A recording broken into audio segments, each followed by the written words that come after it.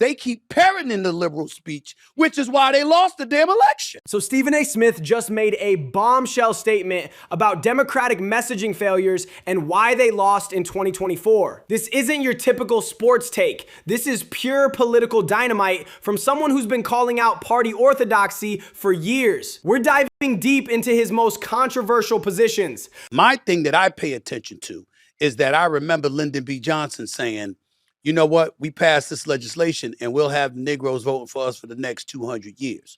And as a result, I think that over the course of time, although the rhetoric has been there in favor of paying attention to our community more so than the folks on the right, I'm looking at the actions, the ineffectiveness, et cetera, and I'm feeling like we've been taken for granted. That LBJ quote is historically documented. Johnson did say this to Bill Moyers in 1965 after signing the Voting Rights Act. What's remarkable is how this strategy worked for 60 years until 2024, when black male support for Democrats dropped to historic lows. The taken for granted approach finally backfired. I'm thinking that you got a lot of liberals that want migrants and illegal immigrants in the country because you want to dilute the potency of the black vote.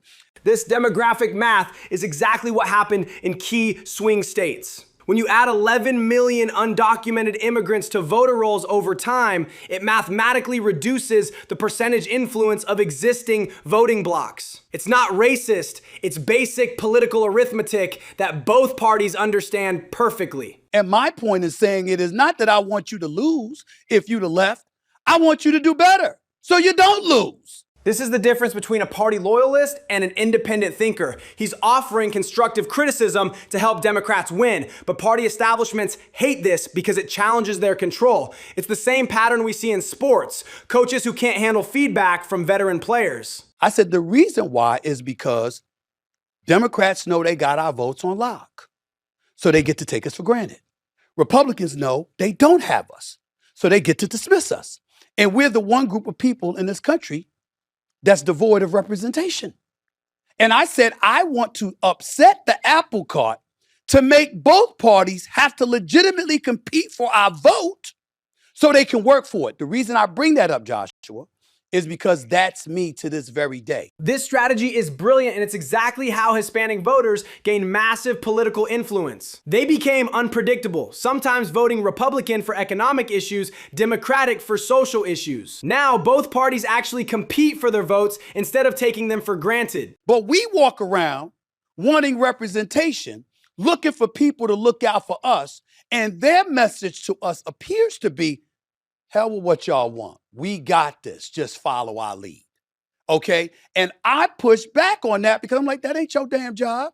Your damn job is to accept our choices, what we want, because you're supposed to be representing us. We saw this rebellion across all demographics in 2024. Working class voters, suburban moms, even college-educated professionals rejected the trust us, we know better messaging from political elites. Voters demanded to be heard rather than lectured to, and the results spoke volumes. I'm fiscally conservative. One reason and one reason only. I can't stand these damn high taxes. They get on my nerves. I mean, the taxes in New York City and LA drive me crazy. In LA, California, drive me crazy. I mean, they invent stuff, ways to take your money in California. Do you know that my estate planner years ago said to me, if you're going to be in California, what I need you to do is leave and go to Utah or Vegas for the weekend, because every day that you in California, your cell phone pings and they know you were in the state.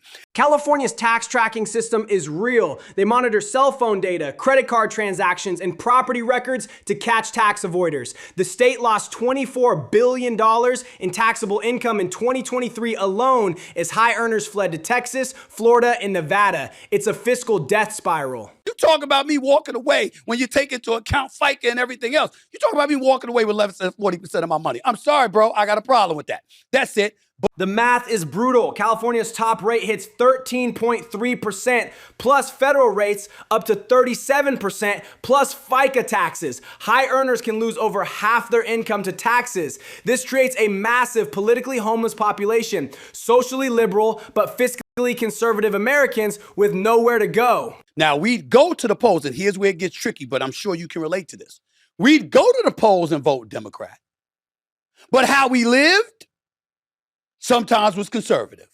We damn sure had conservative households. Think about this for a second. Well, you got Gavin Newsom, for example. No throwing no shade on anybody. I'm just using an example. When you talk about transgender and kids having the rights to transition from men to girls and playing in girls' sports, or you come home and your name is Steven, and then you come home a week later and you say, I want to be known as Stephanie. That I didn't know a black household that vibed in.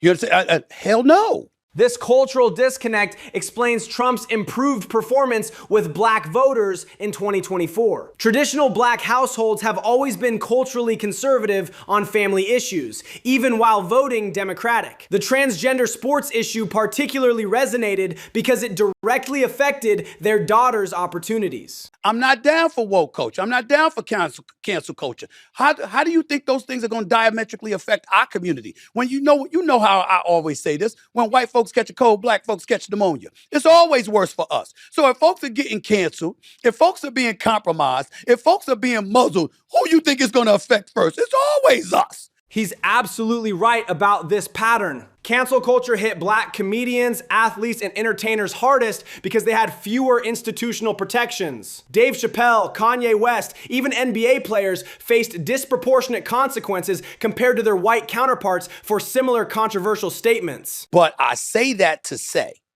if it wasn't for that, I would announce to your face, I'm going to be on that debate stage in 2027. I'm running because I want them. I want them badly. And I'm talking, if I'm supposed to be some righty, how come I never thought about running as a Republican?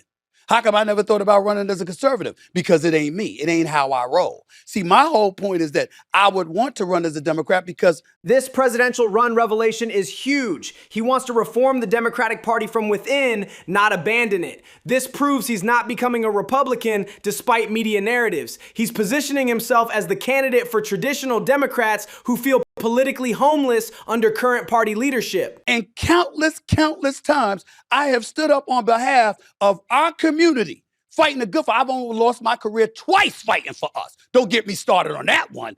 But these people are going to come out of the woodworks trying to act like I'm something I'm not, just because I'm not parroting their speech. Those career losses were real. ESPN suspended him multiple times for defending black athletes and communities against unfair treatment. Now party loyalists attack him for independent thinking, proving his point about intolerance for dissent. It's the same playbook sports leagues use against outspoken players. We always want some level of oversight. We also want some level of regulation, because to have otherwise is to trust yourself to be at the mercy of an establishment that has a history of marginalizing folks, which I will never comply with. Which is why I religiously push back when people try to say what I am when I know I'm not that right-leaning, because I know better than that. This skepticism comes from centuries of experience with unregulated capitalism that exploited black communities. Redlining, predatory lending, workplace discrimination all happened without government oversight.